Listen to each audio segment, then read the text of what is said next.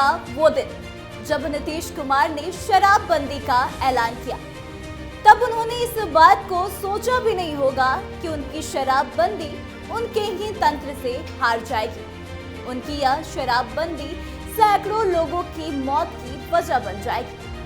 भले ही नीतीश कुमार ने शराबबंदी अच्छे सोच के साथ शुरू की हो, लेकिन जिस तरह से सरकार की तंत्र इसको एग्जीक्यूट करने में असफल हो पाई है, उसको देखकर लगता है कि 2016 का 1 अप्रैल को लिया गया वो फैसला लोगों को मूर्ख बनाने के लिए लिया गया था। एक बार फिर से बिहार में जहरीली शराब से मौत का तांडव जारी है। एक बार फिर से जहरीली शराब की वजह से लगभग 50 से ज्यादा लोगों ने अपनी जान गंवा दी है। ऐसे में कई सवाल खड़े होते हैं जिसका जवाब सरकार, विपक्ष और जनता तीनों के पास होना ही चाहिए। सवाल ये है कि जहरीली शराब से हो रही मौतों का जिम्मेदार कौन है? क्या शराब चालू करने की मांग लोगों को उकसाने का काम कर रही है? अच्छी सोच के बावजूद भी नीतीश की शराबबंदी जमीन पर क्यों है फेल? कब तक लोगों की लाशों पर जेबें भरते रहेंगे बिहार के नेता और अधिकारी? और कब तक लोग भी करते रहेंगे लापरवाही? नमस्कार, बेबाक सवाल देख रहे हैं आप और मैं आत्मजा आपके साथ। देखिए, बिहार में 2016 से शराब बंद है, लेकिन इसके बावजूद भी शराब लोगों की मौत का तांडव मचा रहा है। शराबबंदी वाले बिहार में जहरीली शराब पीने की वजह से लगभग 30 लोगों की मौत की खबरें सामने आ रही है।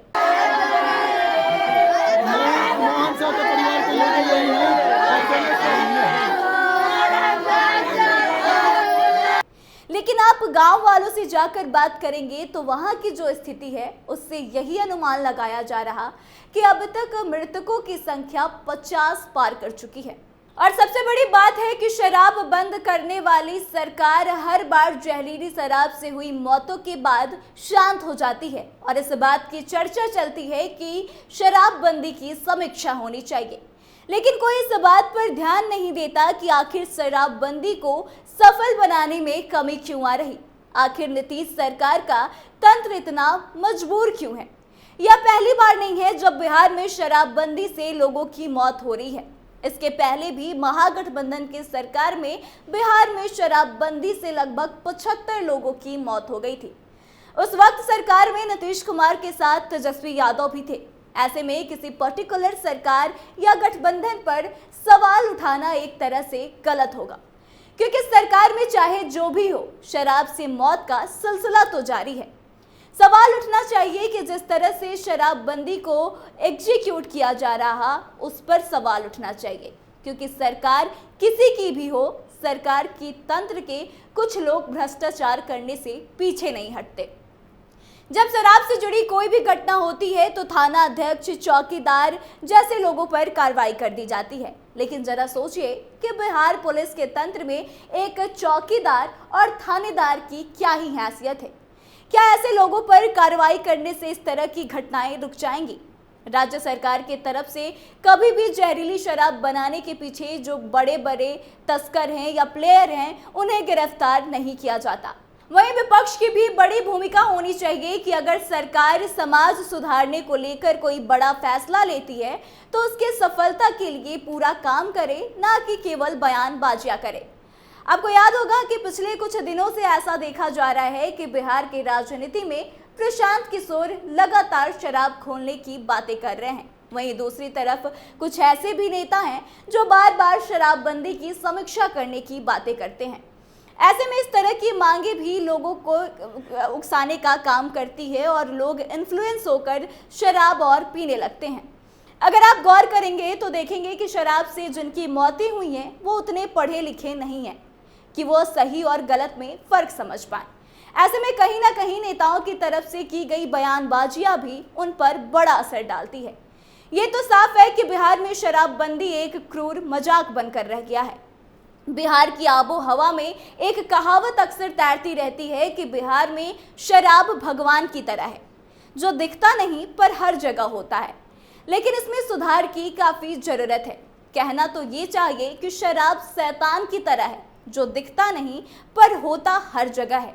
ये अदृश्य शक्ति है, ये अदृश्य शैतान जिंदगी के लिए काल बन गया है। अभी कुछ दिन पहले ही प्रशांत किशोर ने शराबबंदी की चर्चा को नई हवा दी थी, पर इसे दुर्भाग्य ही कहेंगे कि उनकी घोषणा के बाद ही शराबबंदी का दिल दहला देने वाला साइड इफेक्ट सामने आया है। जहरीली शराब से प्रदेश में मौत का मातम पसरा हुआ है। बिहार ही नहीं, देश भर में ये दुखद घटना जो है सुर्खियां बटोर रही है। ऐसे में सवाल यह उठता है, क्या ये टाइमिंग, संयोग है या फिर प्रयोग?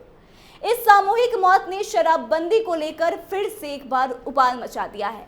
सवाल शराबबंदी की नीयत का नहीं, कटघरे में तो उसे लागू करने वाला तंत्र है, जो पूरे समाज के लिए एक काल बना हुआ है। आपको बता दें कि सरकार की ऐसे में बड़ी जिम्मेवारी होनी चाहिए कि वो अपने तंत्र को सबसे पहले ठीक करे, उसके बाद शराबबंदी जैसे बड़े फैसले ले। वहीं दूसरी तरफ विपक्ष की भी जिम्मेदारी बनती है कि जनता के हित में सरकार जो फैसला लेती है उसमें आप सरकार को सपोर्ट करें, ना कि लोगों को फालतू में बरगलाने का काम करें। इतना ही नहीं, लोगों की भी बड़ी जिम्मेदारी है कि जब बिहार में शराब बंद है और उन्हें पता है कि अपनी जेब भरने के लिए तंत्र के कुछ लोग भ्रष्टाचार से बाज नहीं आ रहे हैं, तो अपना ख्याल रखते हुए शराब से दूरी बनाएं, क्योंकि आपके मरने से आपके घर और परिवार के लोगों को समस्या होती है, ना कि सरकार में बैठे लोग और तंत्र में बैठे लोगों को। तो इस बात का ध्यान दें और आप अपनी रिस्पॉन्सिबिलिटी को जरूर सुनिश्चित करें। तो आज के इस बेबाक सवाल में बस इतना ही। आगे की तमाम अपडेट्स के लिए देखते रहें कैपिटल टीवी के खास प्रोग्राम्स। धन्यवाद।